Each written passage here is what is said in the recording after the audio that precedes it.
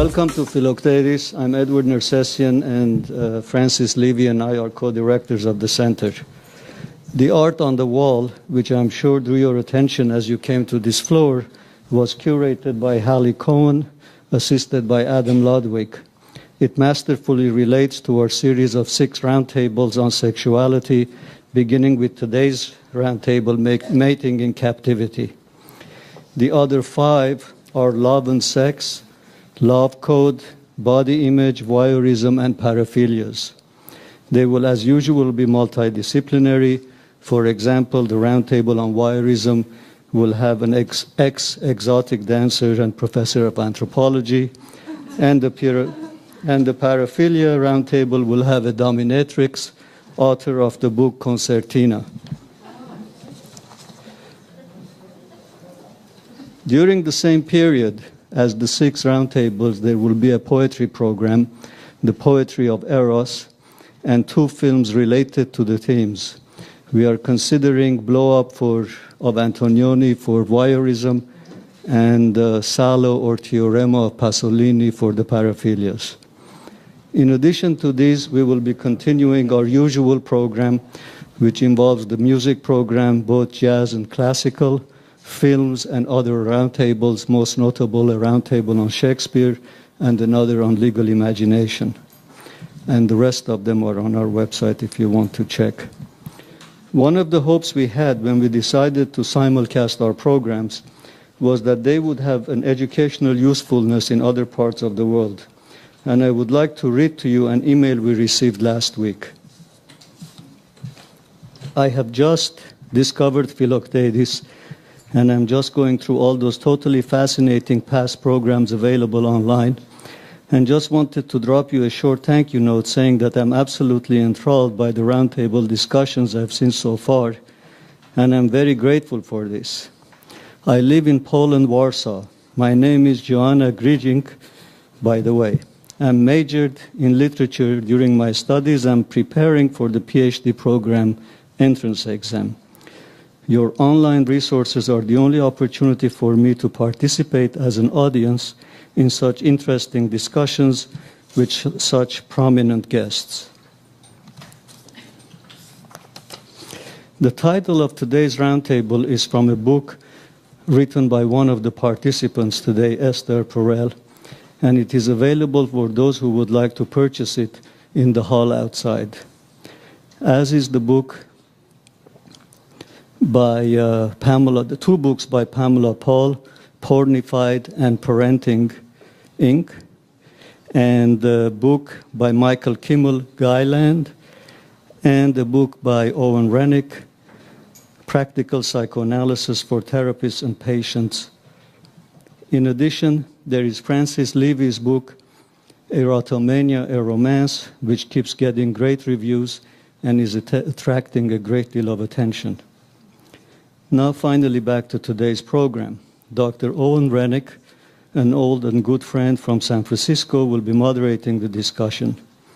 Owen is professor of psychiatry at the University of San Francisco and training and supervising analyst at the San Francisco Psychoanalytic Institute. He is the past editor of the premier psychoanalytic journal, which is the Psychoanalytic Quarterly. And he's the author of numerous papers, important psychoanalytic papers, and the book that I mentioned. Oh, well, hello, everybody. The Philoctetes Center likes to encourage as wide-ranging and informal a discussion as possible. And I think what we'll be talking about this afternoon is particularly well-suited to that agenda. It's not an esoteric topic. I think it's likely that just about everybody here has had some experience with sexuality within a monogamous partnership and how that plays out, and has probably formed an idea or two about the matter. So I think we can look forward, at least I hope so, to a lively interchange. The format will be that first the panelists, the roundtable, will bat some questions around for a while, and then at a certain point we'll open it up and invite everybody to join in. Okay? Now, let me introduce the panelists, which I'll do extremely briefly because you all should have this handout with the same biographical information that I do. But just to mention that in alphabetical order, Michael Kimmel is an internationally recognized expert in the area of masculinity, a professor of sociology at SUNY Stony Brook, and the author of many books on the subject, and the editor of the scholarly journal Men and Masculinities.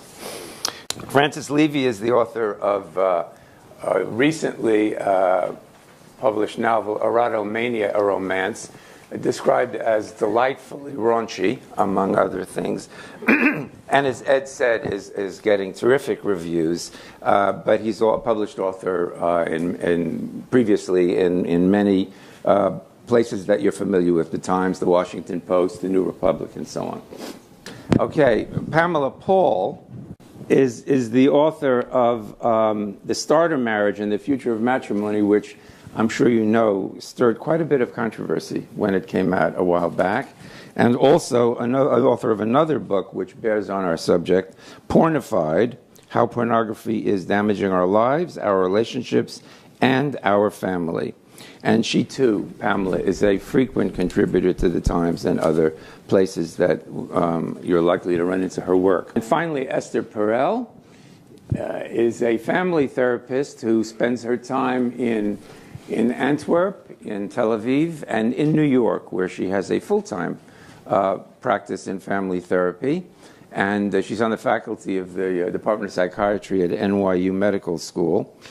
And she's the author of Mating in Captivity, Reconciling the Erotic and the Domestic. It is the title of Esther's book that we have appropriated for the title of the roundtable.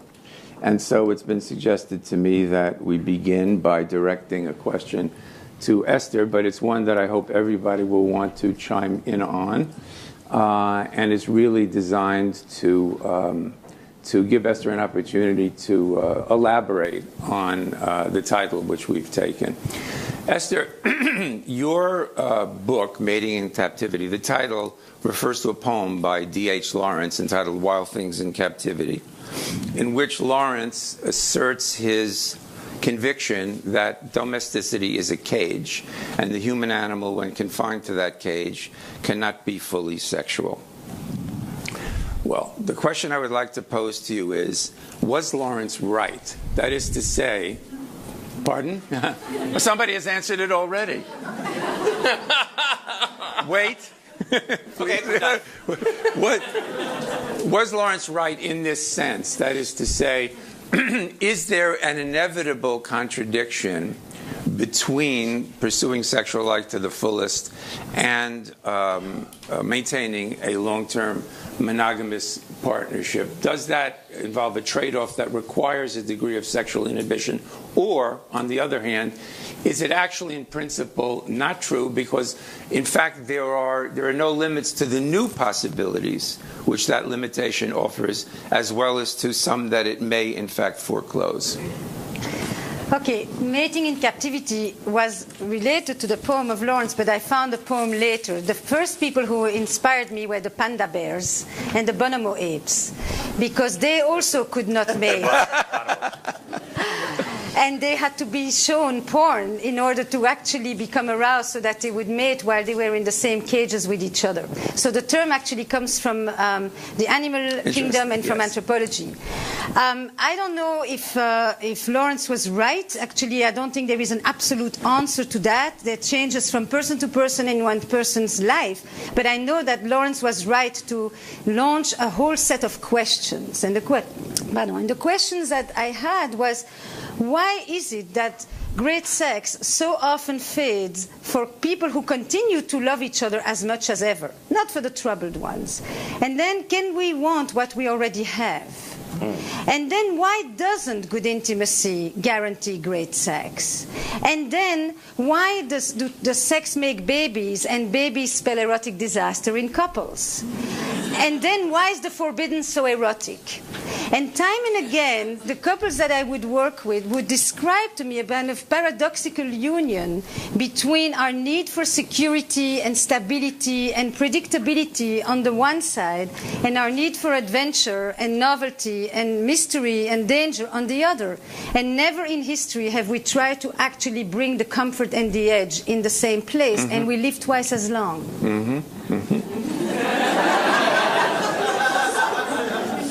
Please. What do you think, guys? Does that launch a conversation? I think that the live twice as long is probably one of the most important things to remember. It's something I explored in The Starter Marriage and the Future of Matrimony, which is to say that, only, at 1900, people were getting married and living until, they were in their late 30s, early 40s. And so marriage was something that lasted for 10 or 15 years, and then you died. Today, if you get married at, the age of first marriage in this country is still around 27, 26. So if you get married and you live until you're 85, that's 60 years of being with the same person. And so we're really dealing with a biological and practical reality that we never had before. So I think that there is obviously a lot to question about our assumptions about monogamous relationships under those circumstances. I mean, to be with the same person for 60 years is a tremendous undertaking. And to expect to be sexually active with that person. Right. To even tolerate Right. the person for 60 years. Is my grandparents lived a really long time, but I think that by the age of 45 or so, they were pretty much done with sex, and they seemed perfectly comfortable with that decision. We're not perfectly comfortable with that decision. Because I asked them. one of the few grandchildren that asked that question. And they never lied to you ever. Let me just, I'm not a psychoanalyst, but I am the adult child of psychoanalysts. I'm in recovery. Sociology is my form of recovery, and so that's so what do I do? I interview people. So I asked them. To me, I don't really think that it's a question of time so much as I think that the marriage is a form of socialization, and I think that consciousness is the villain here more than the question of eroticism in a long-term relationship. I think that bearing the burden of consciousness is the factor. This is what Freud talks about a little bit in Civilization as Discontents, because we are born with a certain libidinous, natural instinctual desire, but we live in society, and so the compromises that individuals have to make to be within a society.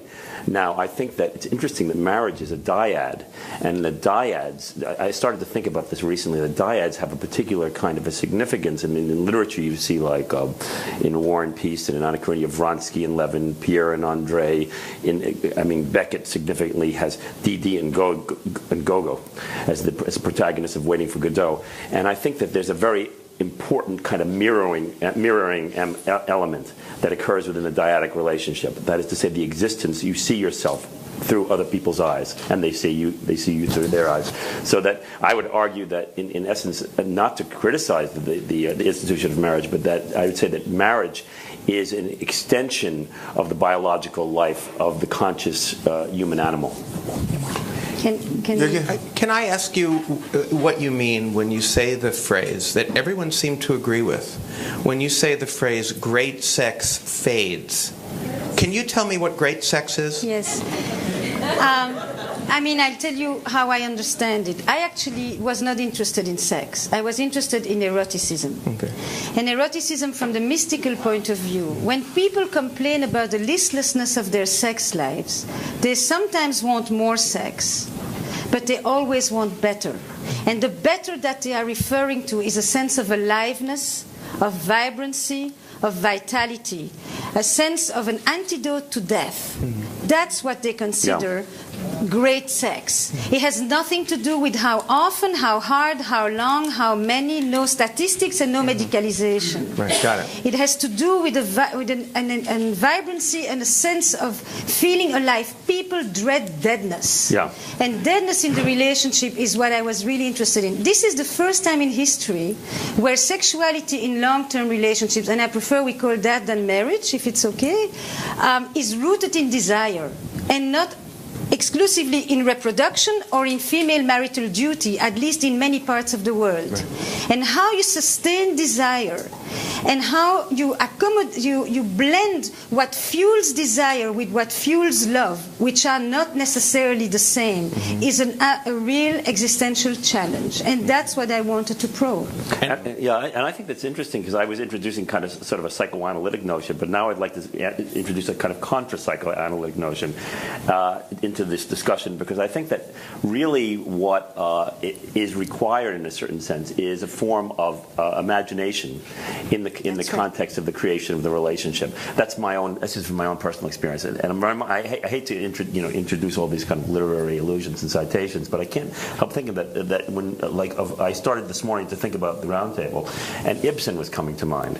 In Peer Gynt, one of his earliest plays, he creates this succession of dramatic tableaus in which the personality is completely changeable. And I think that in his later plays, it's all about self-realization, becoming closer to what the self, kind of concrete notion of the self against others. But in this particular one, I think that it's this chameleon-like notion of personality that is the saving grace in marriage, that you can play many roles, enact many different things within the safety of the marriage situation itself, and erotically enact many different things in a marital context, that people should be free, not in a certain sense that I say non-psychoanalytical approach, because I think people should be free to not be themselves within the marriage. They should act out other it's very much like we had a round table David Kirkpatrick was on about the future of technology, and we talked about this game Second Life, in which people have avatars, and they can become, it's a very, very popular universe to be in, because people can go and one of the most popular things in Second Life actually are the sex clubs. And what people do is they adopt identities. Well, what I'm saying in a certain sense is that we should question the very nature of personality in marriage. In The Double Flame, Octavio Paz gives a very nice distinction. Sex is the primordial, it's the nature. Eroticism, is an act of the imagination. We are, in a way, maybe the only ones who can make love to somebody for 4 hours, have a fabulous time, and touch nobody. Because we can imagine it. Sure. And that is the distinction, between sexuality and eroticism, that it is infinitely varied and multiple and rooted in our culture and in our personal histories and so forth.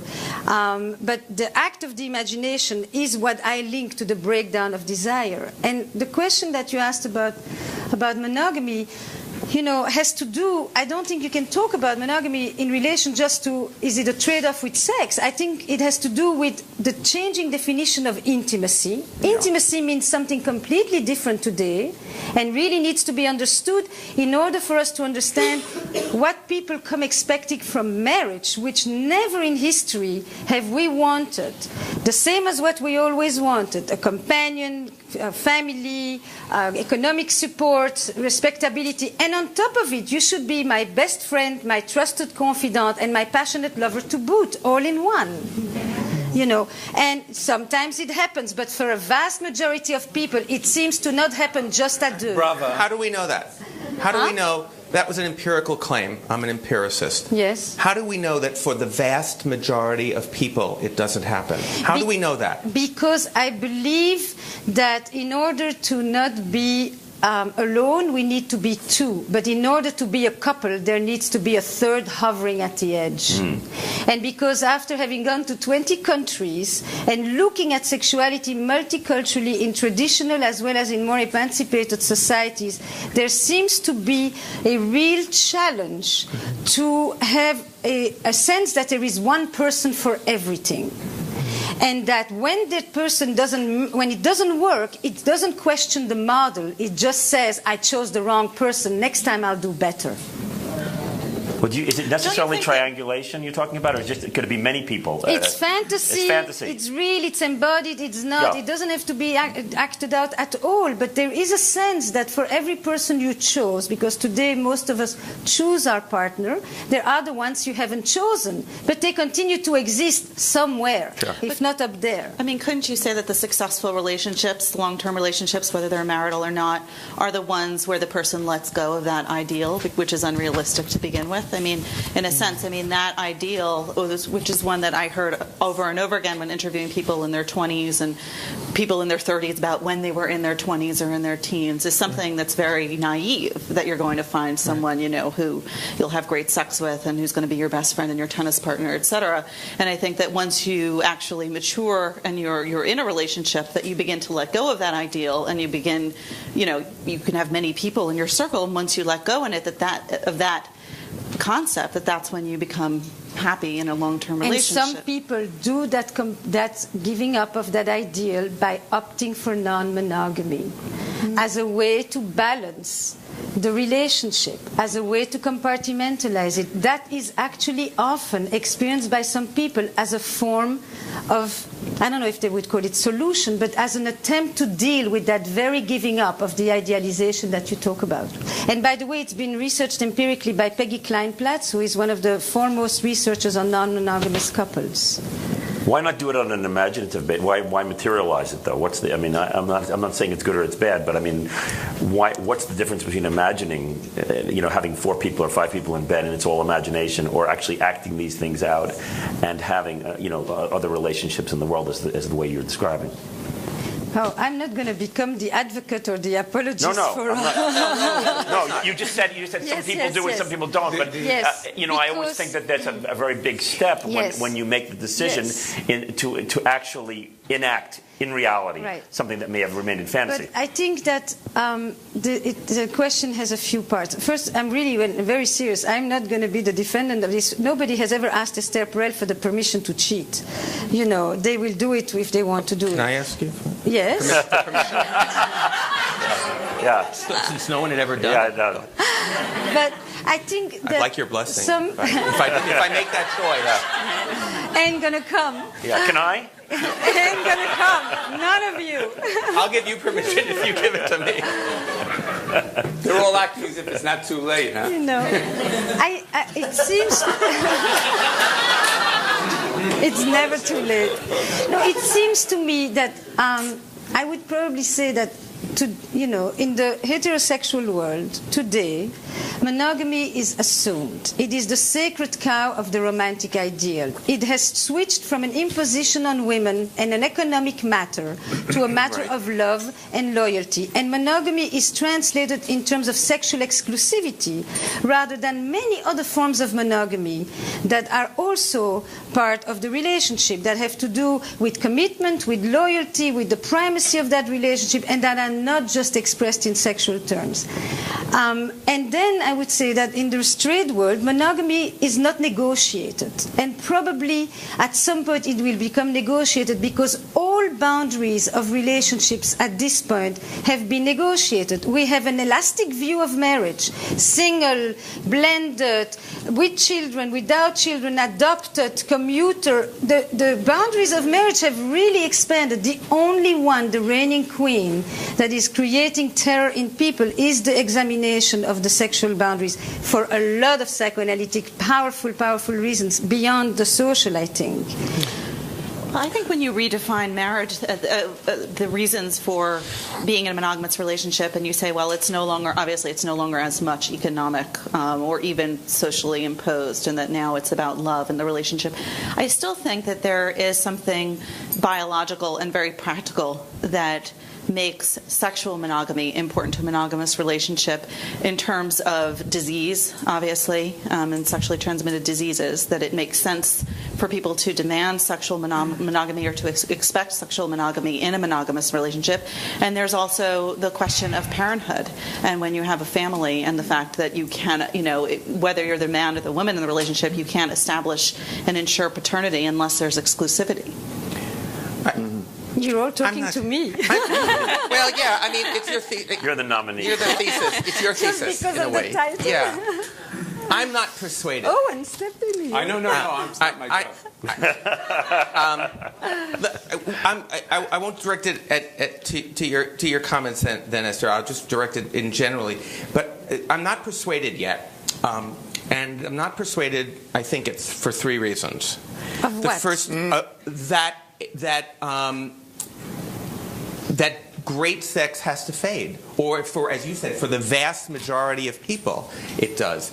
And my 3 levels are, 1, the level of assumption. I think perhaps I don't share a set of assumptions with many of the people in this room, and I'll explain what I mean by that. The second is political, and the third is actually empirical. The level of assumptions, I think that there's a constant refrain that I've heard from virtually everyone that the erotic is the domain of the unequal. It's about mystery, the unknown. It's about maybe being out of control, power imbalance, etc.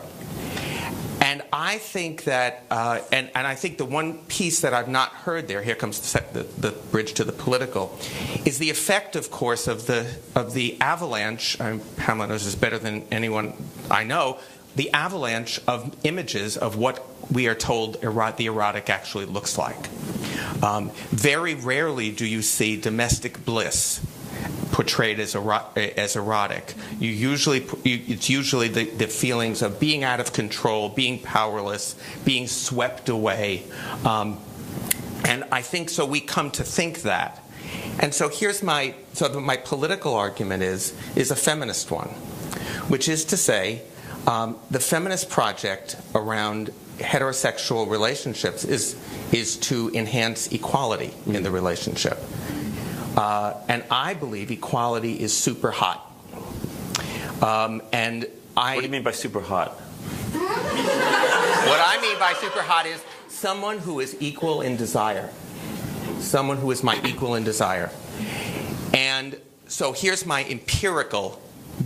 I have 2 sort of sets of empirical data for this, because I think the case to be made here is actually a really powerful one, particularly to men. And that is the work of John Gottman, a psychologist at University of Washington, who many of you probably know. The guy wrote the book Successful Marriage. And Scott Coltrane, a sociologist at UC Riverside. And both of them have found basically this, that the more equal the marriage is, the happier it is. And I'll operationalize that for you in a moment. In the kitchen. Oh no. In the bedroom as well. Coltrane, for example, finds that men who share housework and childcare are not only happier, more they see therapists less. That means some of you might not get to see them. They prescribe medication less. They're diagnosed with depression less. They are far less likely to drink, smoke, take recreational drugs. They report much higher levels of marital satisfaction. Their kids do better in school. Their wives are happier and healthier, and they have more sex. The more equal the marriage, the happier it is. And, by the way, guess which one of these great findings, happier children, better achievement, etc., guess which one made the cover of Men's Health magazine? Housework Makes Her Horny was their title. Not when she does it. So my argument is that equality in the marriage need not be the damper on eros that I think is a kind of assumption here. I'm not saying that I'm not putting this on you. I'm saying I felt these words of mystery, the unknown, being the words that we were using to talk about eroticism. And I was becoming a bit uncomfortable with those as the only words we use. To me, the known is the loved, and that to me is extraordinarily erotic. I think sharing housework and childcare not only gives us plenty more time, but also reduces the resentment that enormous numbers of women feel that they do all the housework and childcare. That you want to talk about a damper on eros, talk about resentment and anger. So I'm just suggesting that at the level of assumption in politics, a feminist critique of the traditional heterosexual marriage, that is to say, promoting egalitarian marriage, may in fact be something that liberates eros rather than dampens it. So maybe the first thing we should do is this. It may sound, at least for me, I may sound sometimes like I talk with confidence, but I am sure of nothing I say. Okay? I don't have an answer. And I believe really that this is a subject without an answer, even though America loves to have answers for every problem, even the complicated ones. I also think that it changes from people to people, and more importantly, at different stages in our life. I think there are plenty of times when people will be monogamous around parenthood and switch later on. More and more, my thoughts are that most adults in the West will have 2 or 3 relationships in their adult life. It's just that some of them will do it with the same person.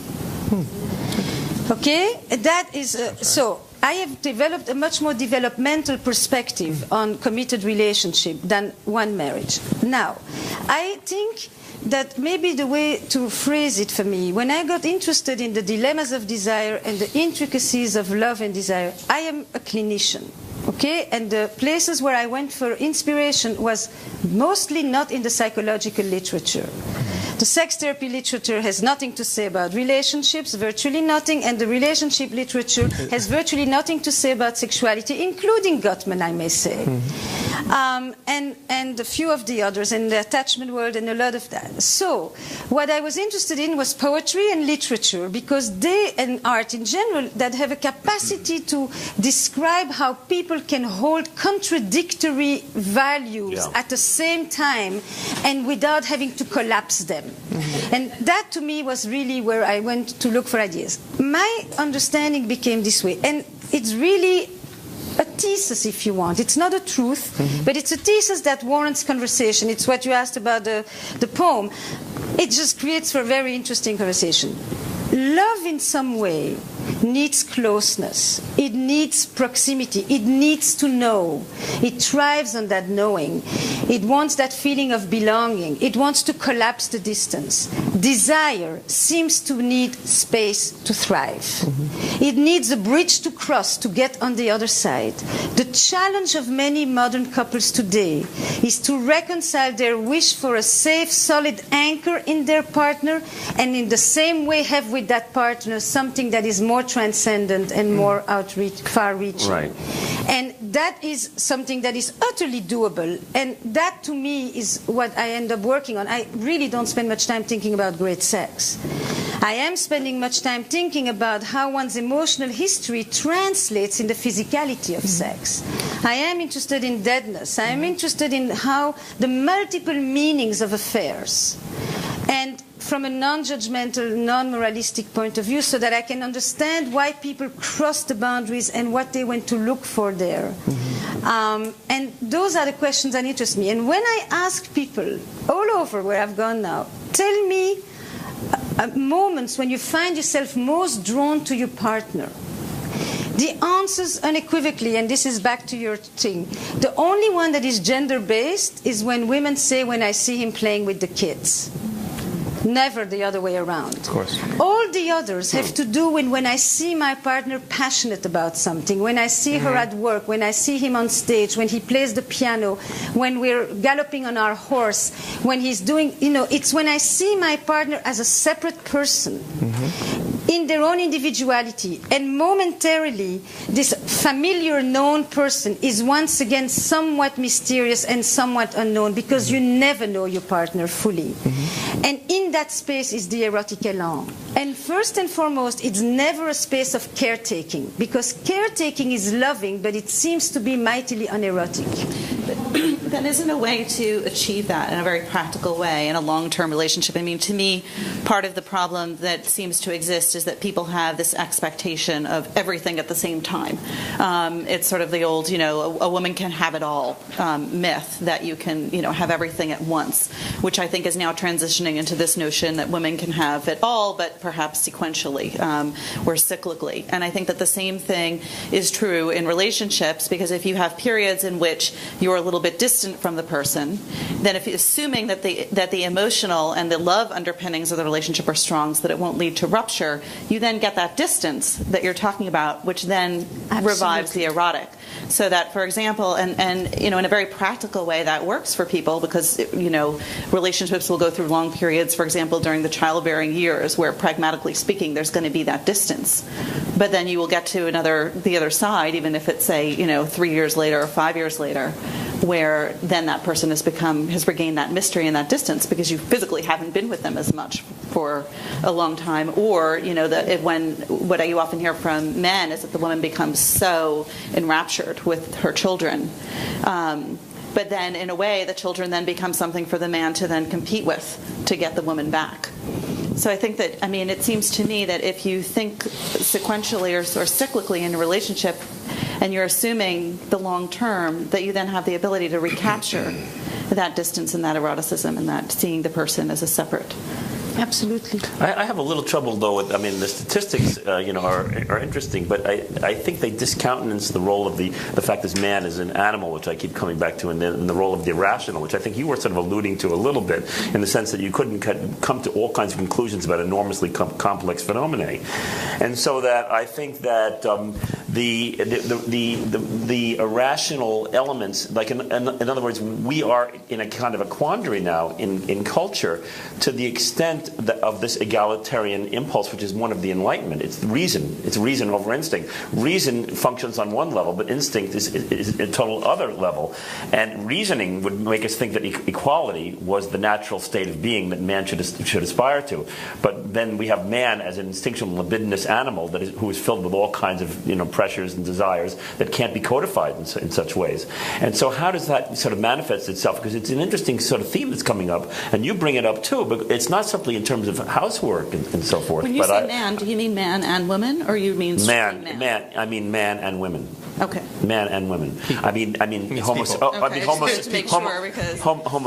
sapiens. Okay. I mean that with the cerebral cortex. The cerebral cortex is to me the key element in the discussion of what the transmogrification of sexuality, how sexuality is transformed from the animal state. So I think that the key element really becomes one of this that we're sort of alluding to, but not so much in terms of the necessary pragmatic things that you've talked about in terms of house care, but in the fact that this notion of friendship, that there has been a change in society in which couples who are friends marry and negotiate the question of passion in a sort of different type of Absolutely. way. And within this context of this, and friendship is a more egalitarian institution.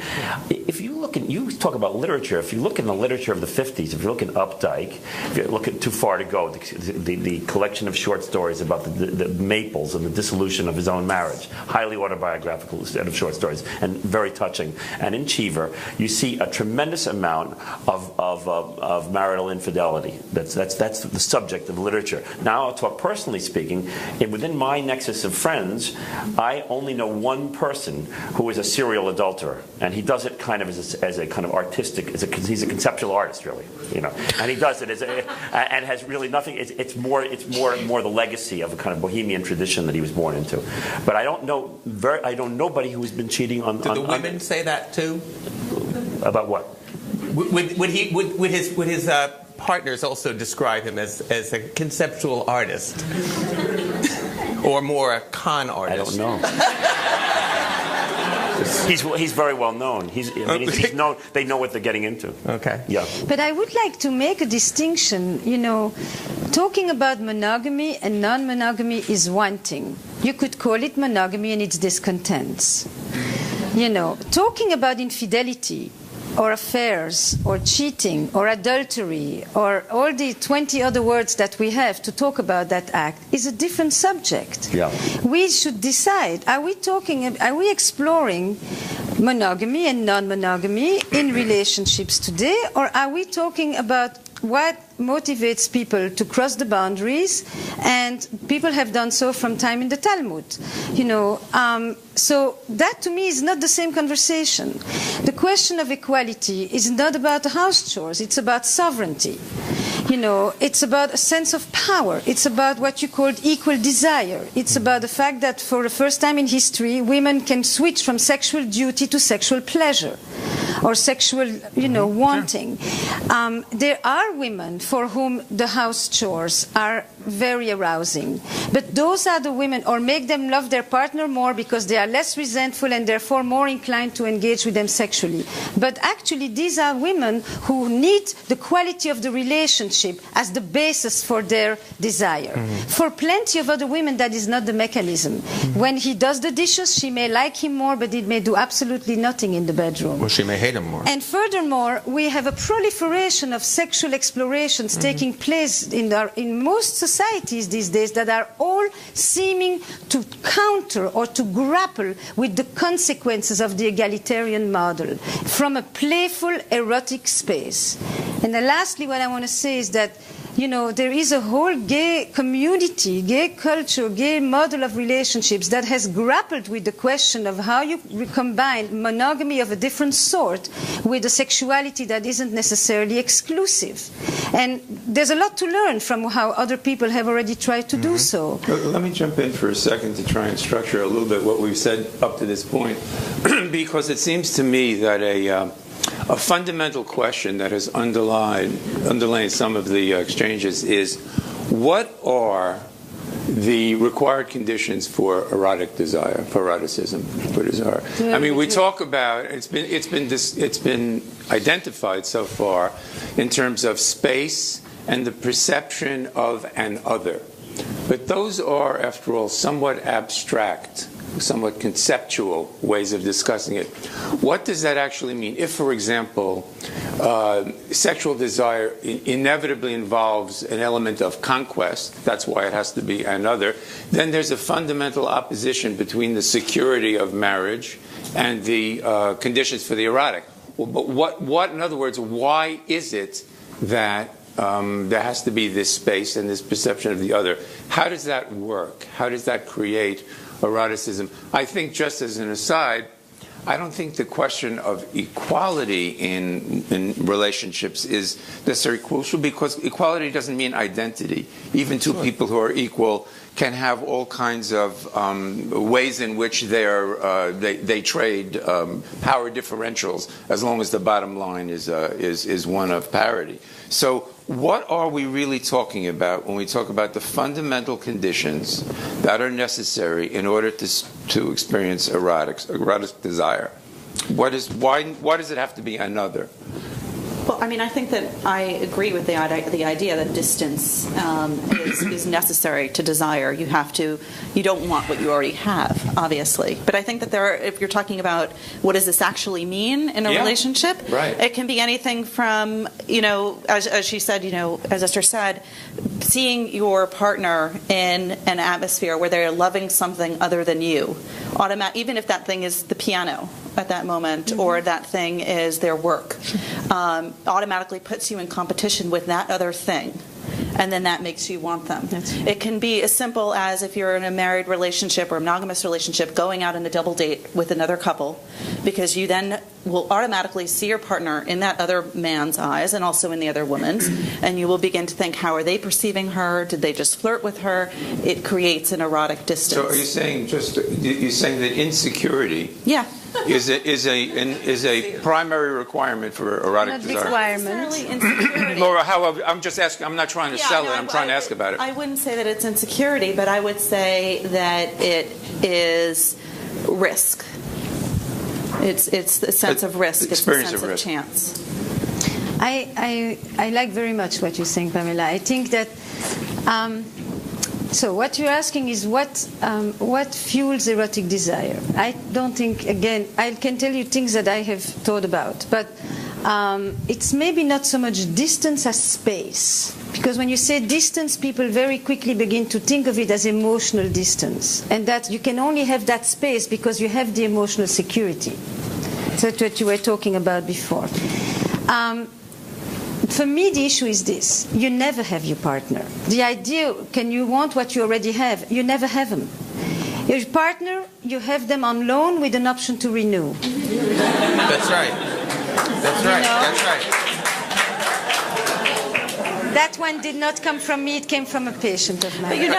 But you see, so the notion that in our quest for security today, I think we so badly want it because of the nuclear model and because of the concentration of having one person who needs to give us a sense of belonging and what we call significant other and recognition, that we have collapsed that space. Those are the mechanisms that we use to secure love, that actually trample the very energy that brought a relationship into being. I think that when I say desire needs space, it needs otherness and stuff, people think of it as abstract. But when they answer me that question, where they're looking at the person from a certain distance, they get it. They get it. They never tell me, very, very rarely is it about we're looking at each other, 5 centimeters of each other and gazing to one. Because, by the way, if you bring the finger too close, you no longer can distinguish the contours. So transgression is a major element of what fuels the erotic, because transgression gives you a sense of power, a sense of freedom, and I think the erotic is highly bound up with freedom, with an ability to act on something, to go beyond boundaries, beyond rules, internal as well as cultural and political and social, even if it's only in your imagination, especially because it's in your imagination, actually, because you can find erotic, the very thing that you would be demonstrating against on the street the next morning. Yeah. That's the irrationality of our desire. It takes you to places where your rational, conscious being would never dare to go and want to go.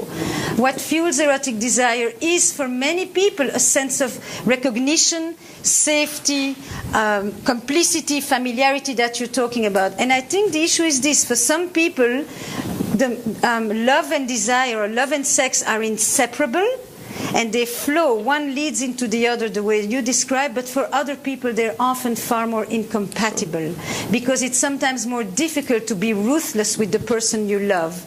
And the question I had is, why is it that for so many people it's hard to make passionate love with the person they love?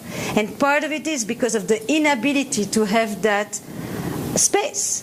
Now, Proust has this beautiful line, oh la la, will I remember it? But it's something about, the true voyage of discovery is not to go to new places, but to look with new eyes. And so mystery is not that you suddenly, it's about the shift, the slight shifts of perception when you realize that you still don't fully know and the other doesn't still fully know you, and you don't wait for the day they cheated on you to tell me I didn't know him. It's sort of what art in a way does, isn't it? That art allows you to take familiar objects and re-see them in a way that makes them, it restores their strangeness. Like the question of nakedness, for instance, you can see someone you've seen naked every single day, and you go to the bathroom with them. Some people do, some people don't.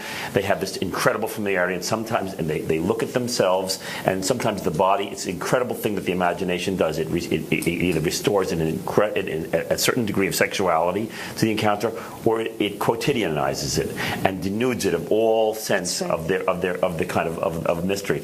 Now, like, say I am what I was thinking of is, say I'm a reader of romance novels, and I decide I'm a male reader of romance novels, but I wish to be ravished like a woman in one of these romance novels. In other words, that my partner would suddenly, I wouldn't say the simple would be I'm a male and I dream of ravishing a woman. No, but I'm a male who would say I'm a male who dreams of being ravished by my wife. What are the possible personae? What are the possible combinations and permutations of sexuality that can exist? And I think you said it. There's a lot of fear about transgressiveness. In other words, this egalitarian thing kills, in a certain sense. It can kill some of the invention. There's another word that needs to be introduced: anticipation. Eroticism, the erotic, the desire, is intensely fueled by the anticipation, the expectation, the looking forward to something, the imagination of it in advance. Spontaneity never exists. People always say, I want to go back to the spontaneity of the beginning. But in the beginning, there always was a plot. Desire always has a plot. It just took place in your own head before you went out on the date. Sure. So, I think if consciousness is the villain here, and then consciousness has condemned us to this thinking out of our sexuality, then consciousness has to be the thing to save us also. In other words, it takes work, is what it is. A certain degree of consciousness. Creative work. I'm sorry, go ahead. No, creative work. If I understand you, consciousness is neither the villain nor the thing. Consciousness is what makes eroticism possible, rather than simply, animal activity. But if I understood what you guys are saying, it's something rather important, which is that love and intimacy are not the enemies of desire. The enemy of desire is a kind of cowardice that needs to deny the otherness and of the loved one. That's right. And that makes that insecurity, that sense of risk, is I think the way you put it, possible. And that's the villain in long-term relationships. Not love, not intimacy, but that kind of denial of the otherness of the partner. Anxiety about it. Yeah. Right. Well, I mean, again, I think I go back to that idea of wanting everything at exactly the same time. Yeah. Because I mean, in a healthy relationship, I think there's such a thing as healthy compartmentalization, where there's a time to have the totally egalitarian, you change the diaper while I go empty out the diaper pail thing, and then you can completely compartmentalize your sexual life very, very, very separately from that, and then achieve that distance while still having that intimacy in other spheres of the relationship. Yeah. I don't think they have to be contradictory. I think it's a key thing. Compartmentalization is a key thing. It's invade against so many times, but I think it's a key thing for the success of the inventiveness in relationships. I think it's key. I was thinking a lot about the words that we're using, and again, I think that we do desire a great disservice if the only language that we use is a language of competitiveness and conquest, rather than also a language of sharing and surrender.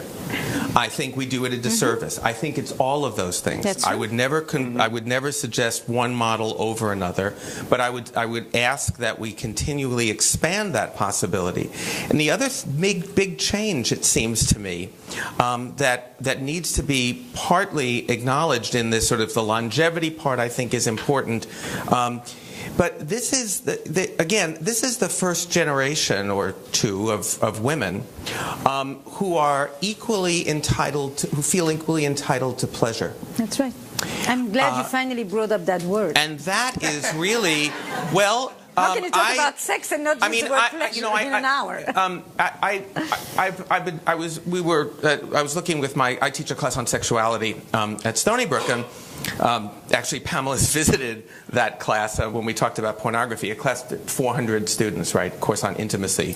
So, and we were just talking about Kinsey and the National Opinion Research Center studies on sexuality. And Kinsey in 1954 found that 41% of women over 25 had ever masturbated. And in 1996, and that's a pretty good measure of entitlement to pleasure, right? Like, I'm so entitled, I'll do it myself.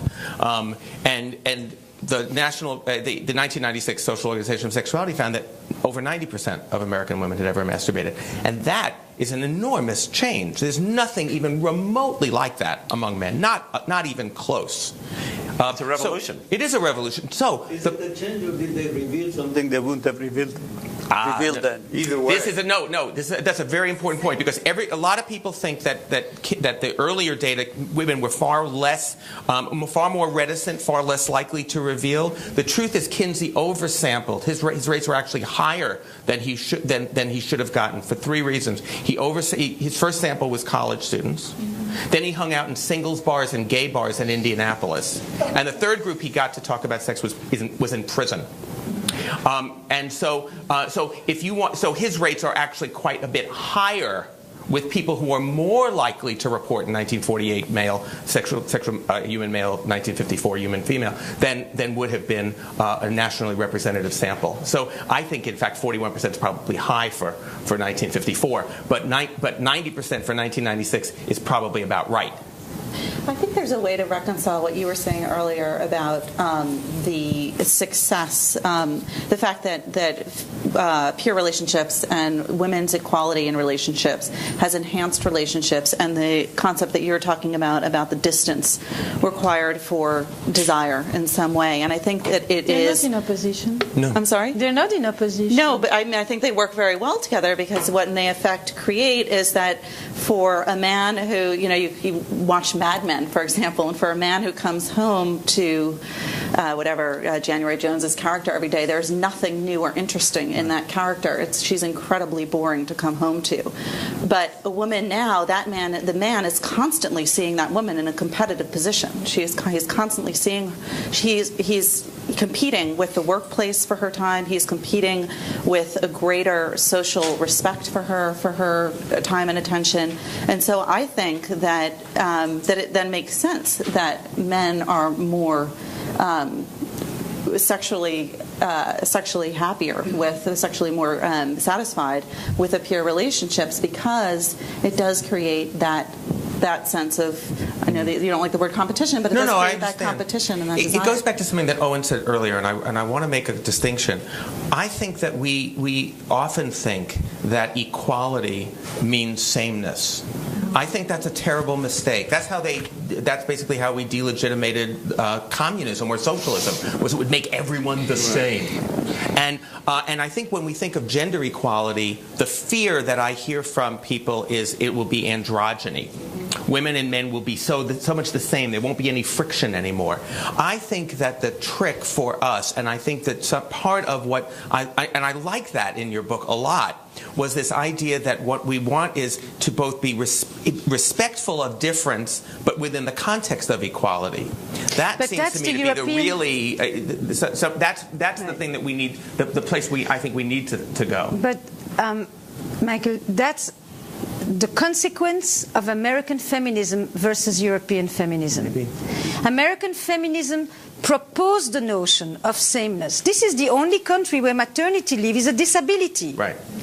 You know, European feminism really looked at... That's not a feminist reform to make it a disability. No. That's the way But they fought for it. Controlled corporations institutionally dealt with the fact that women wanted parental leave. They fought for it. There was a collusion. They fought for it. American feminism really did very much want to look at equality from a position of sameness, but that's not so I don't think that's true. important. I think that one way in which that plays out in a negative way in American relationships, as compared with European, is that in Europe, maternity is also eroticized in a way that it is completely not here, and quite the opposite, which I think... Multicultural feminism is all about difference. It is all about difference. But It's founded on difference. But I wanted to actually go back to something you said before. You seem to be cautious and in a very important way about abuses of power and about misuses of power. For me, and I didn't use the word conquest, I think Owen did, but you know, when you conquer someone, somebody surrenders on the other side. Not necessarily. In the dynamic of the erotic, when it is voluntary, when it is playful, here are the words missing for me on the conversation about eroticism. Pleasure, which you finally uttered. Eroticism is the cultivation of pleasure for its own sake, with no other purpose attached. Playfulness. Playfulness. Many people who seem to have no desire for sex anymore in their relationships simply don't have desire for the sex they can have in their relationships. It has become repetitive, boring, no anticipation, nothing to look forward to, no cultivation of that desire. And especially in the difference between men and women, if you want to put it in that sense. But for me, men and women is not just a man and a woman. It's a continuum, you know. And then I think that power is intrinsic to the erotic and to desire. But subject populations are rarely playful. Say that again? Subject populations are rarely playful. What does that mean?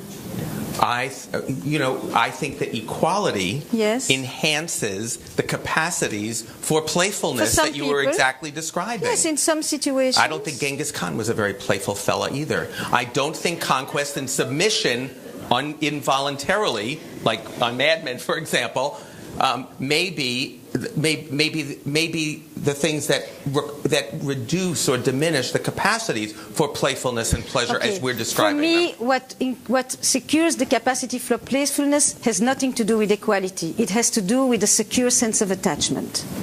When you have a little child that sits here on your lap, and at some point, like all little children, they want to hop off and go and look and explore and see what is out there in the world. And at some point, that little child is going to turn and look at the adult who is here. And if the adult who is here says, go for it, kiddo, enjoy, the world is a fabulous place, what does the kid do? Goes further and experiences connection and separateness, or connection and freedom at the same time. But if the little child turns around and there's a person here who says, what's so great out there? Don't you miss me? Didn't we used to have such a fabulous time? I'm anxious, I'm depressed, I'm lonely, and the rest. Then the little child has two choices. Either they come right back to base and they understand that in order to not lose you, I'll lose a part of me. And that will often be the person later on, from what I have understood, that will have a harder time making love to the person they love. Because love will become burdensome to them. When I love you, I feel responsible, I feel beholden, I feel burdened, and it will take away the unself-consciousness and the freedom that is necessary for desire with the person that you love. And then there's a few other options that little kid can have. So for me, equality is not what leads to playfulness per se. It may, but a sense of security, the way you were talking about it, that allows you to then go and experience that space and that freedom does. When you ask people to look at love and to look at desire or sex, and they free associate to it, there's a few things that are really very outstanding to me. Warmth, acceptance, always appear here. Excitement appears there. Hunger, greed, power, heat. This is warm, this is hot. Right. You know, this is tender, this is acceptance, this is about something else. And I think that they coexist inside of us. There's absolutely no need to kind of dichotomize them. Earlier you suggested that we look to the gay community. That's exactly, since the phrase, as you just described it, which I think is exactly spot on, the phrase that the way to reduce risk for STIs and particularly HIV is, of course, safe sex, which, as you just described it, is an oxymoron. There is no safe sex. There are safe relationships. And that's why the gay community's response to that is, how can we make safe sex sexy? That's right. And how can we eroticize responsibility? Yeah. That's also been a feminist project, eroticizing responsibility around birth control. Because women need to know, and also around sort of sexual assault, women need to know that their bodies, that their body's integrity is going to be respected, that their boundaries will be respected, that no means no. You don't get to yes without knowing that no means no. Michael Chernoff, if any of you ever knew him, who was the instigator and the creator of all the safer sex program for GMHC in the early 80s and just died, you know, it was all about that, to eroticize safer sex. My sentence often is, there is no safe sex, not in the sense of STD. There is no safe sex in that if you really want to take it to a place that is beyond performance and mechanics and orgasm and result, then you got to go to a place that is extremely vulnerable, that the immensity of our needs and our longings and our quests manifest itself in the erotic in ways that words can sometimes not even begin to capture. And that's the risk, that's the vulnerability that some people have an easier time experiencing outside than at home. So then, just to summarize what we've been talking about, when you make the analogy to the child who leaves the mother and so on, the paradox is... Or father, quite right. The caretaker, yes. The paradox is that the secure attachment gives the individual the courage to experience risk. Now, in the long-term relationships in which eroticism dies, it isn't because the attachment is insecure. It's because the courage to face risk goes away. In other words, when you talk to people with relationships in which eroticism has died, it's not like they're saying, I don't feel any more securely attached to my partner. They feel securely attached, but they wonder where the magic went. So that there's a paradox here. Just want to make sure we don't exclude the other side. It's not just that the relationship as a precondition has to offer a secure enough attachment. It has to somehow allow the possibility of facing risk. So I think that the unknown is inherent to desire. But faced with the unknown, people can have a few responses. You can stay open to it and welcome the persistent mystery of your partner, or you can respond with anxiety. And for me, the question is the issue of certainty. I think love is never certain. It is inherent that the potential of loss is part of love. And if you want to pretend to create an illusion of certainty, then you often will collapse the ingredients that make for the erotic, which is surprise, difference, novelty, imagination, and all of those things. And that's when you see the people are no longer able to do what I think Pamela describes very well in the more practical way, to respect that individuality. To be able to see your partner play the piano, you have to be comfortable that your partner is enjoying the piano without thinking, why don't you want to spend time with me? And again, you're playing the piano, and maybe you're avoiding me by playing the piano. And why am I not able to be everything for you, and etc., etc. And so this is, for me, the issue is really more anxiety over that space. Now, we believe in permanence in the West. We think there is such a thing as certainty. We think there is such a thing as reality. And sometimes I wonder, if when you opt for reality instead of passion, maybe you've just traded one fiction for another.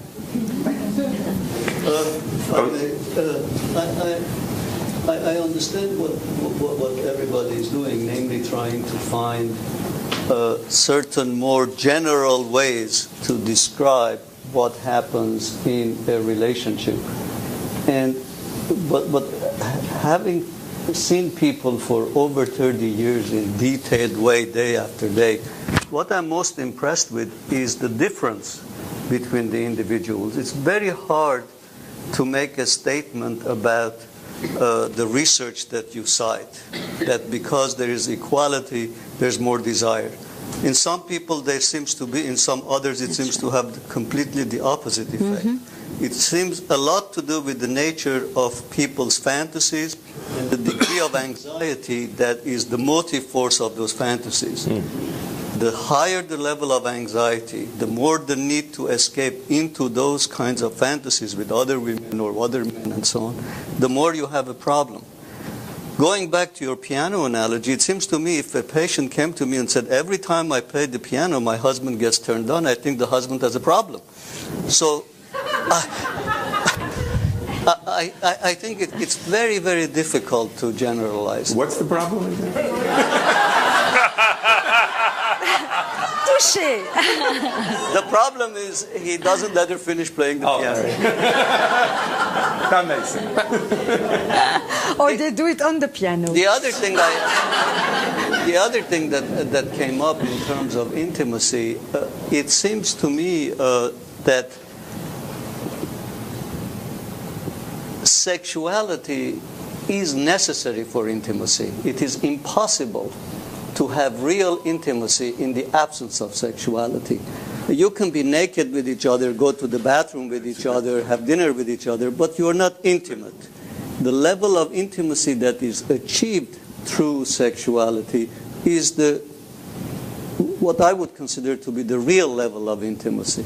The capacity to let oneself go in a situation which involves the sexual act. So I think that there are two tensions between the vulnerability aspect and the intimacy that I think end up becoming this problem of mating in captivity. One is that if you have an assumption of intimacy and you're with someone for, say, 15 years, and secretly you have some kind of sexual desire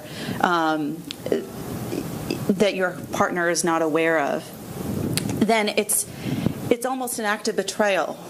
It can feel like an act of betrayal then for one partner to reveal to the other, well, this is what I actually want, because there's that sense, well, then who are you, this person that I thought I knew so well, that I've been with all this time, which then makes that person then more fearful of revealing and of getting to that very vulnerable place that you're talking about.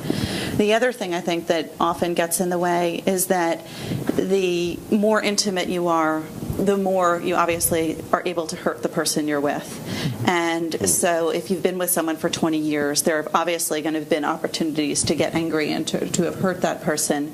And that therefore, sexually, you're then all the more unlikely to get to that vulnerable place or to open up in that way, because you know that this is the person that can hurt you best, and probably already has, if you've been with someone for, 10 or even 5 years. That's the case. I think the opposite could play just as well. That the more intimate you are, the more safe you feel, And the more the person hurting you today doesn't mean they're going to hurt you tomorrow.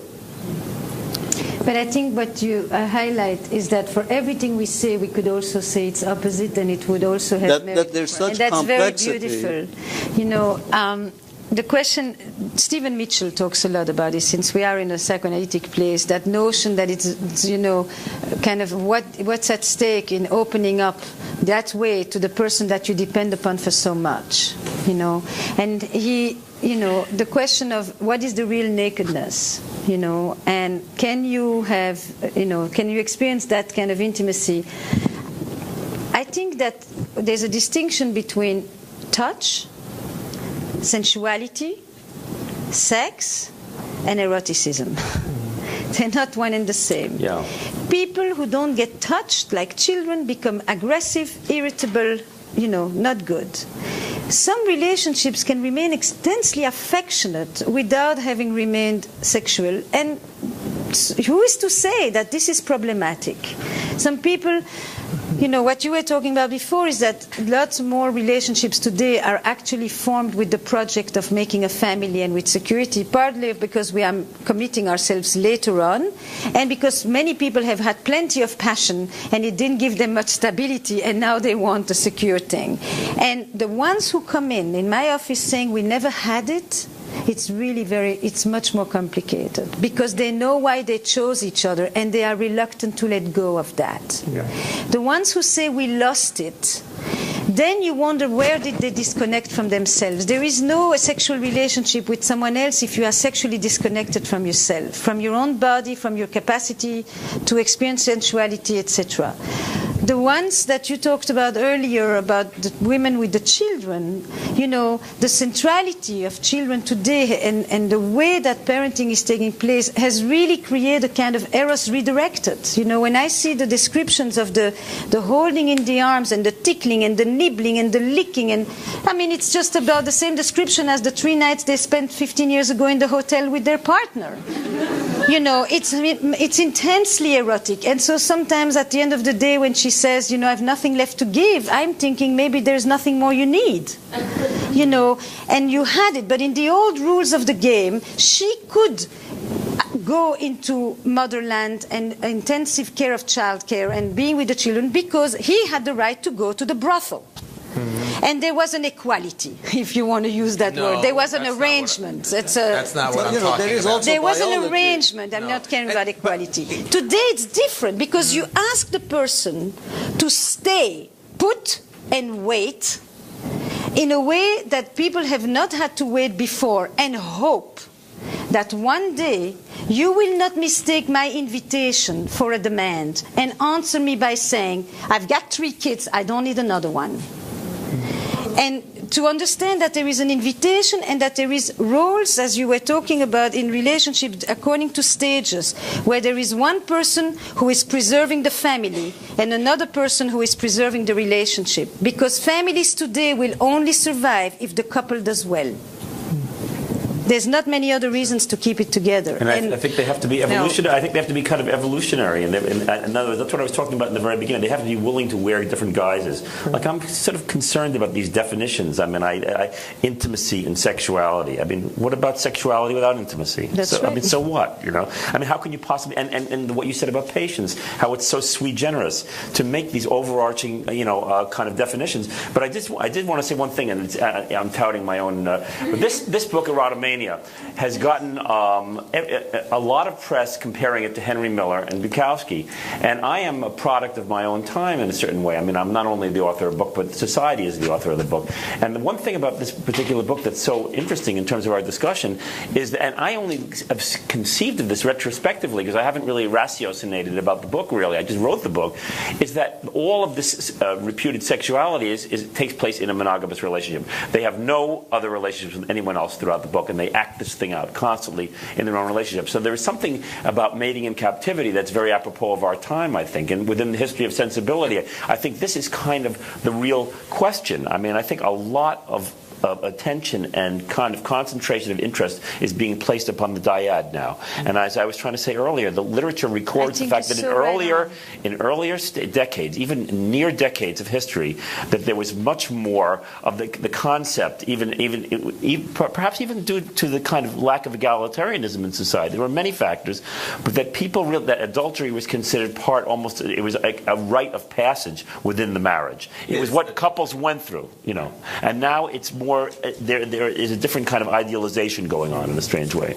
Well, I want to ask this. I'm not at all persuaded by this idea that only with sex is real intimacy possible, that you argued before. I'm not at all persuaded by that, and I think what we have witnessed, and I think I agree with the argument that you're making now, I think what we've witnessed over this century has been the increased sexualization of intimacy. And if you look, for example, at memoirs of soldiers who held each other while they were dying and wept in each other as they held each other's guts. Henry V, he who sheds his blood with me will be my brother. Probably the greatest line in all these Guyland things. All of this evocations of the brotherhood, all of these evocations of male-male bonding in the 19th century. That is as intimate as men's lives got. And it was not at all sexual.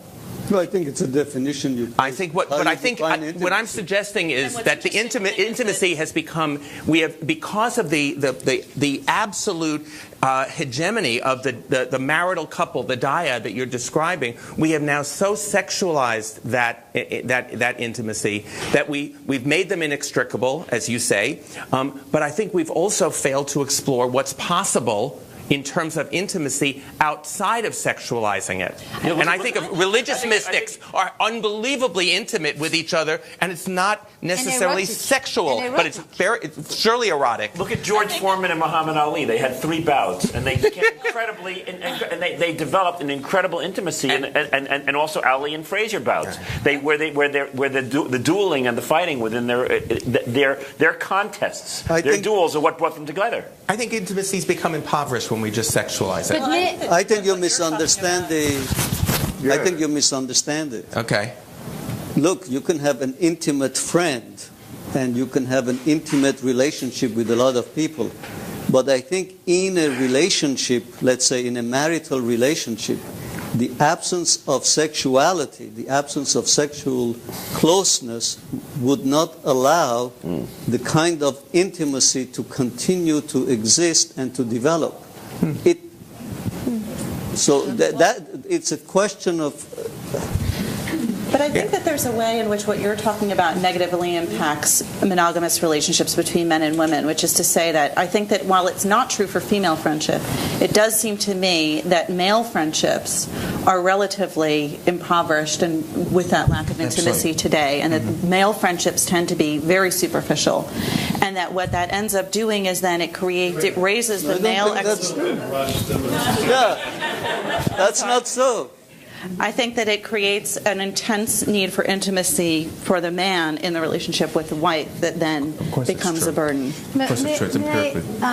I think that, again, I really hope we're not just going to do binary Mars and Venus, but the question that you ask about in the relationship itself, can you have an intimacy that isn't sexual? Then I would like to add, the issue is not about just doing it. There are plenty of couples who do it, and that doesn't make it sexually intimate or intimate at all.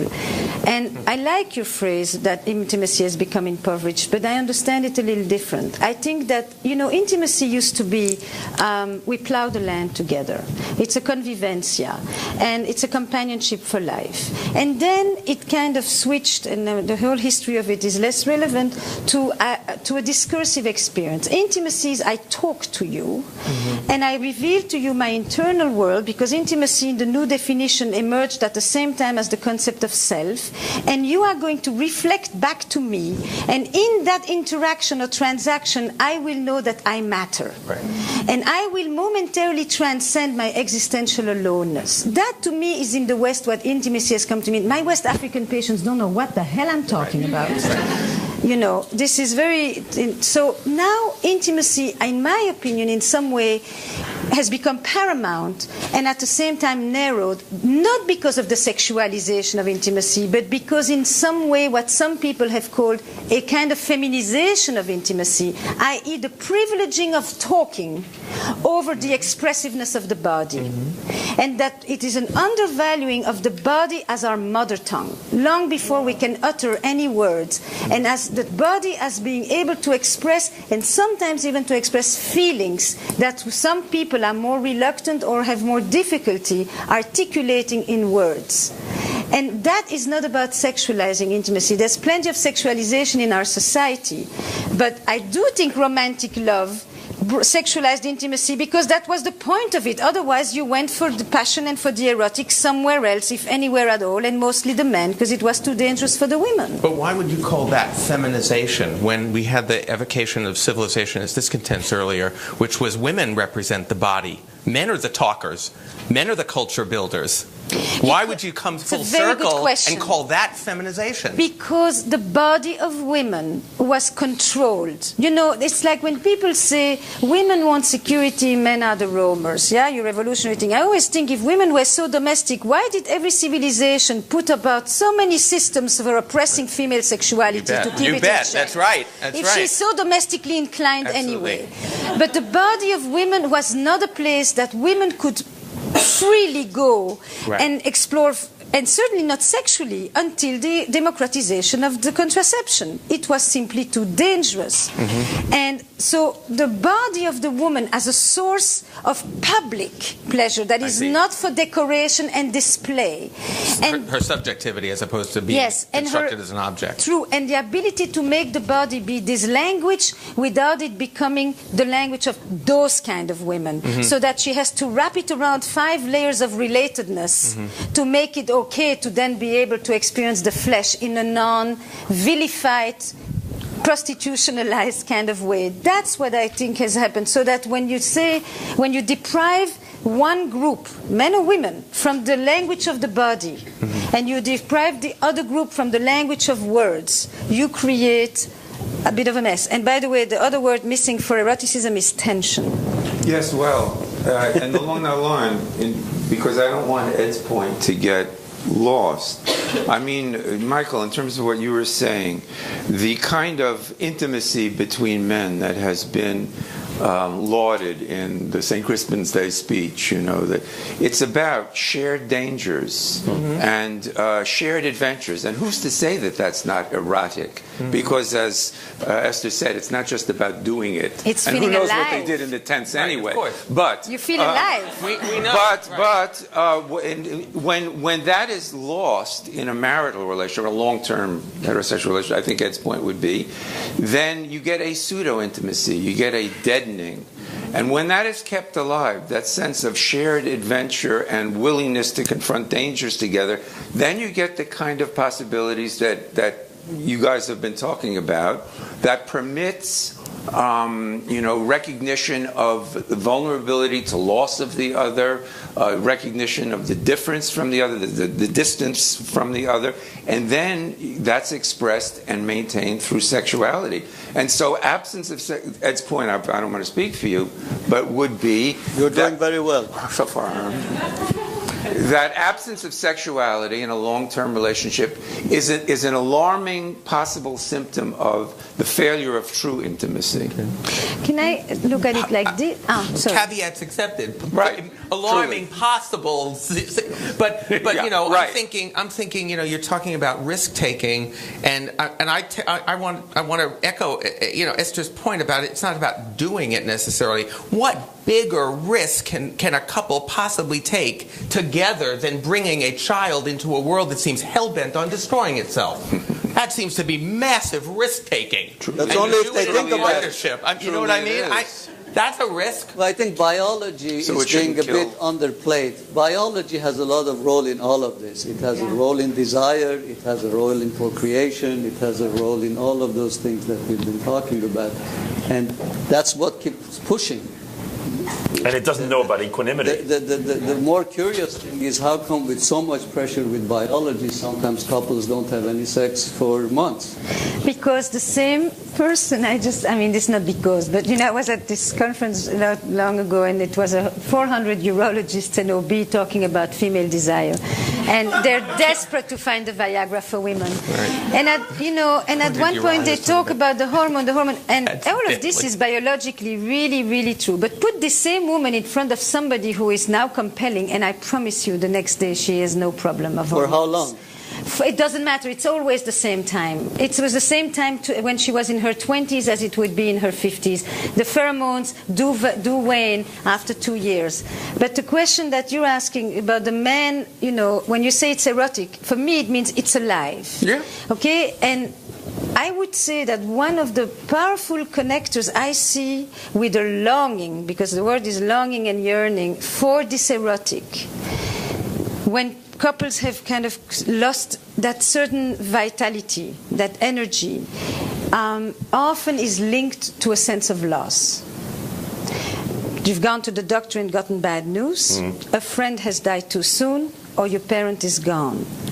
And there is something at the level of sexuality, this is the place where you can feel alive in opposition to death, at a level that is sometimes unmatched. And it can be autoerotic or with a partner. That is the primitive primariness of it that I think is really unique, And what I've become very intrigued by is, especially when I look at non-monogamy, is the connection between that sense of loss and the longing that make people have what Mitchell used to call acts of exuberant defiance. Okay, I think maybe this is the moment at which we invite the rest of you to join in. And please, I think for the sake of the video recording and so on, identify yourself if you and move to the and move to the microphone as well. Where? I think there's one right there. Oh, really? Yeah. Please, go up to the just go up to the microphone. Oh. Yeah, you got to go. You just found out? We're live. I had no idea. You're getting it. I knew that by audio. I just wanted to, because I'm struggling. Your name say is? Who you are? David Kirkpatrick. There's a subjectivity that is inevitable in this kind of discussion that I'm more impressed by than I was when I came in. That's my own opinion. And because I have that opinion, I would be very interested to know the marital history of each of the panelists. Because I feel that it must be a factor in some of their opinions. So that's my question. Great question. You want us to be intimate with you, I see. Share a little risk. Or naked. Well, anybody feel like rising to the challenge? Or? Well, I mean, do we want to? Go ahead. There you go. Since my first book was about the starter marriage, I was married briefly in my 20s for a year, and then and now I'm remarried, and I have 2 young children, and another on the way. So I'm in the least erotic time of my life. No.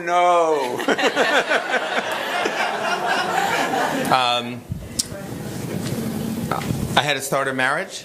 I'm deliriously happily remarried for 15 years, and I have a 9-year-old son. I've been married since 1982. I have 2 children.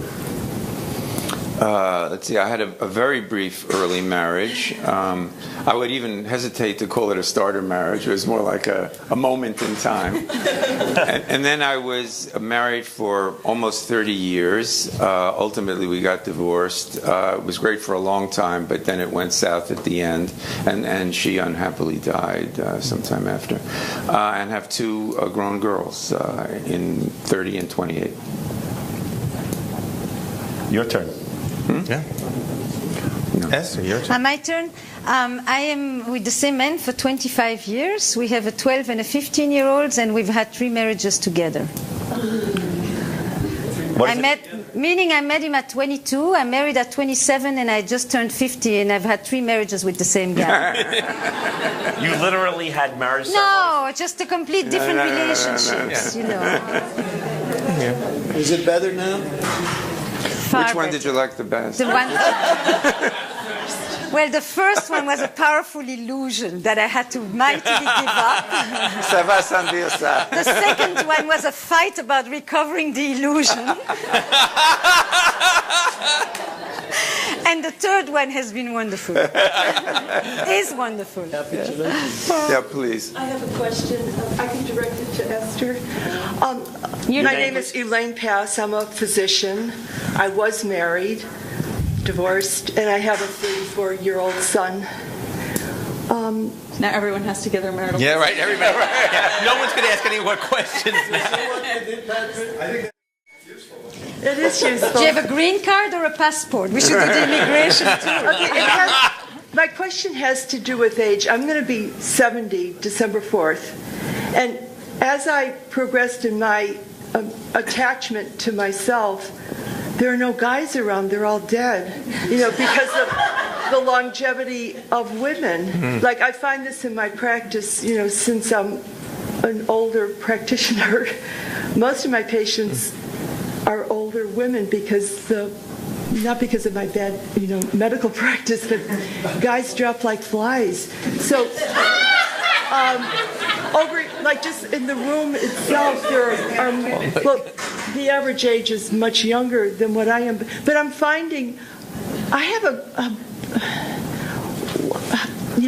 this discussion was great, but what happens with age? Like, I know, I measure everybody's testosterone levels, and I found the elixir to be testosterone, both for men and women, but be that as it may, just the bonding with somebody, like to go with a younger guy, like I could just throw up, the thought of that, because your bodies are so different. Like the thought of going out with somebody like even 20 years younger than me, I'd be comparing my body to his, and I said, oh my God, this is terrible, like my breasts are on the floor. They don't care.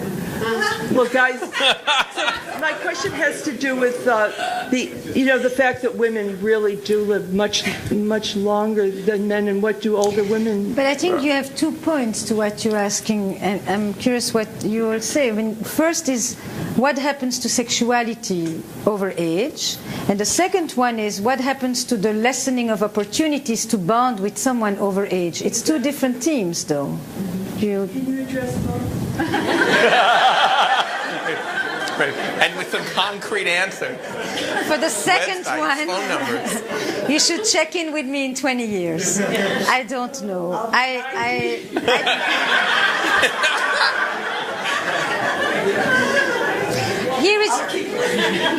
Here is what I would say for the first one, which for me and for, I think, probably is a little more tricky in this society, that has a real cult of youth like that, is that maybe the libido is stronger when you're young, but the mind is much freer when you're older. And if people had, sometimes I would say, if I had the confidence of today with the looks of then, but then I was whining and complaining all the time, and now I am actually not the same, and I am there is something about age that actually finally gives you the right to do what you want, the right to go to places that you never dared go before. So I am of the view that for many people, and again, all the statements that are generalized should be qualified, I experience that their sexuality becomes better. It can go one way or the other, but there's a whole group of people for whom their sexuality becomes better because the erotic mind frees up. And the more the body changes, the more the mind becomes the place of riches. But what do you do with the scarcity of men? The scarcity of men is a fact of life that I don't have anything. There's a sociologist here. Maybe he's a demographer as well. I don't know. You need to take that one on. Sociologists speak to that? You want to know where the men are? She said they fall like flies. It's very difficult to answer that. What's to say? And they're going out with 30-year-olds. Right. So. Right. Can I just address Joanna Whitcup? Hello, Joanna. Hello. I want to address your point because it's very plaintive, the way I hear you talking about it. Thank you. We have also learned that the sexuality of women is very plastic. And I think as women get older, they're going to start looking at other women. And it's going to find a way to have a different kind of sexuality and intimacy than they may have to find when they were younger. I think if I can add on what Joanna says, plasticity is a beautiful concept for looking at female sexuality, meaning that the sexuality of women changes throughout her life. She can discover things in her 40s that she never knew existed in ways that for other people it's often much more kind of a blueprint that is layered earlier on. She can switch orientation in the course of her life back and forth. She can experience her body very differently. And that actually, rather than limiting the possibilities for women with age, actually expands it, and that is often not articulated enough. There is an enormous investment in wanting to see men as sexual and women as not.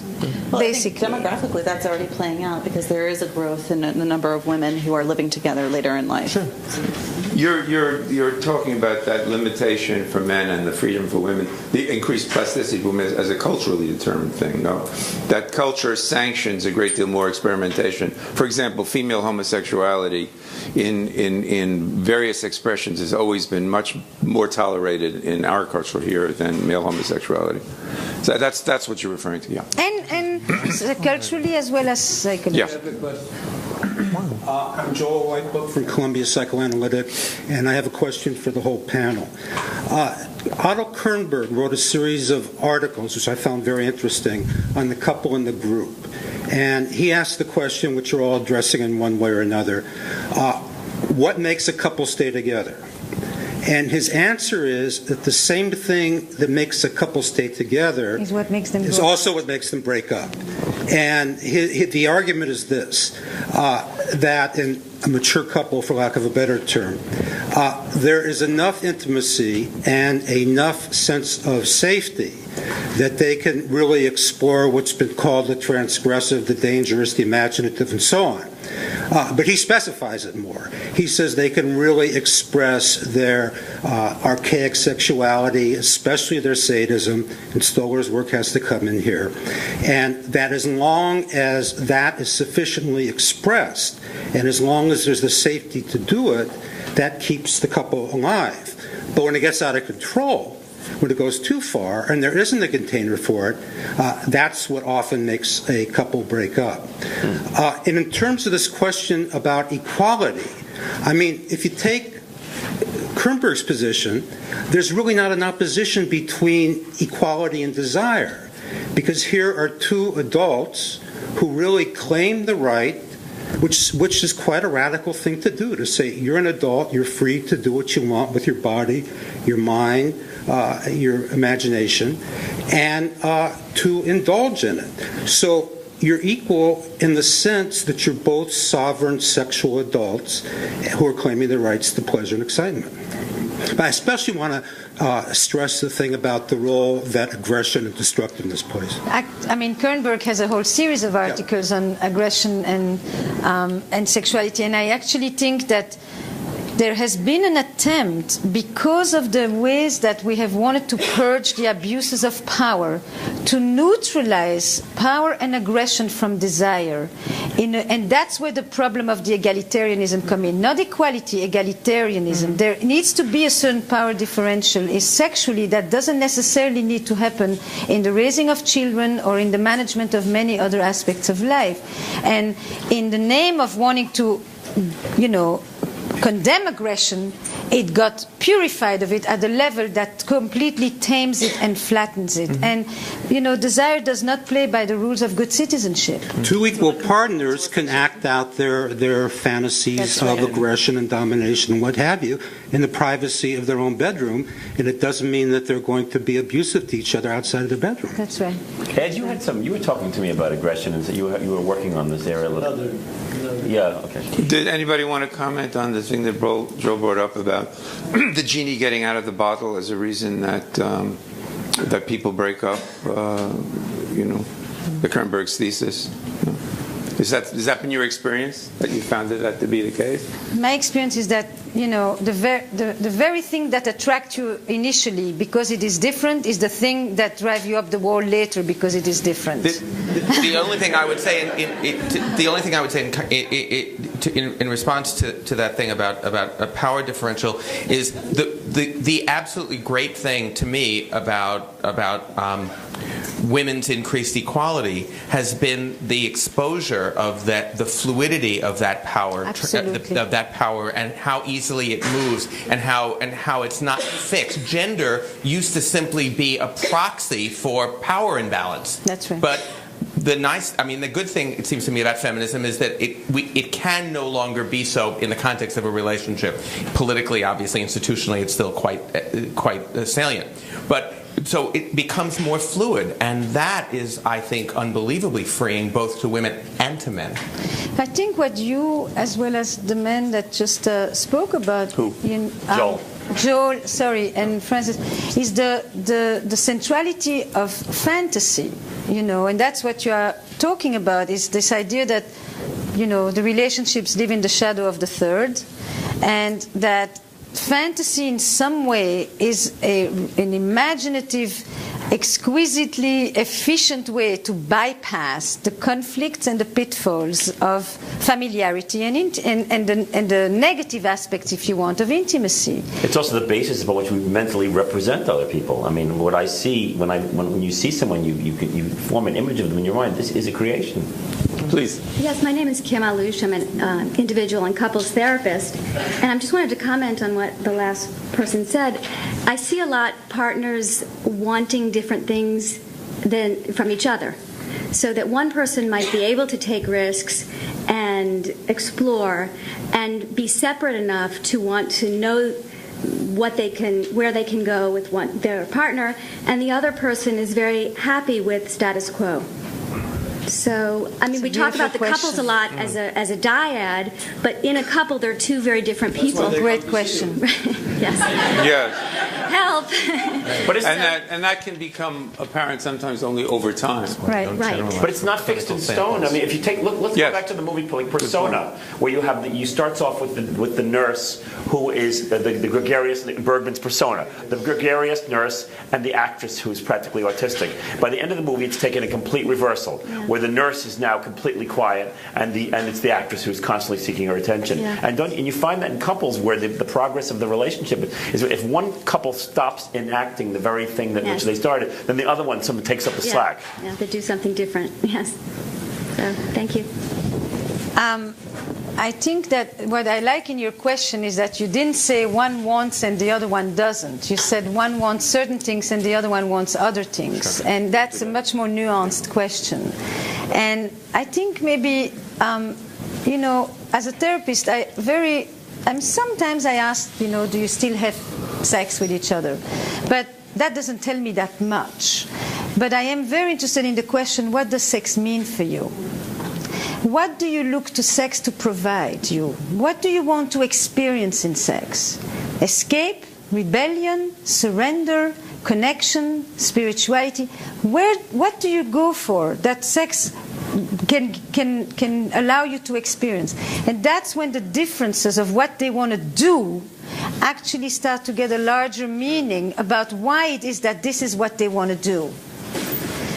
That's the beginning of the answer. Why is this power thing always put in the gender term, though? I mean, it's coming up as male, female. I mean, it seems to me that when you take relationships, homosexual relationships, there's usually one person in a relationship who plays a certain role, and another person plays another role. So if it's no longer gender based. It strikes me. I mean, it's not gender based at all. Yeah, I think that is. I think it's whoever is currently seeing the other person's a competition for the other person's affections. That then the person becomes the aggressor or the chaser or the one, and the other person has the power.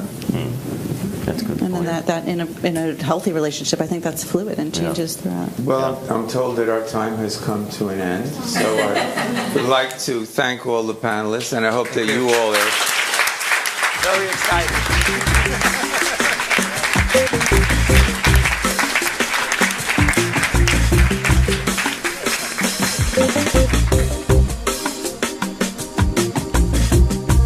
Further information about our programs and a complete archive of past Philoctetes events is available at philoctetes.org.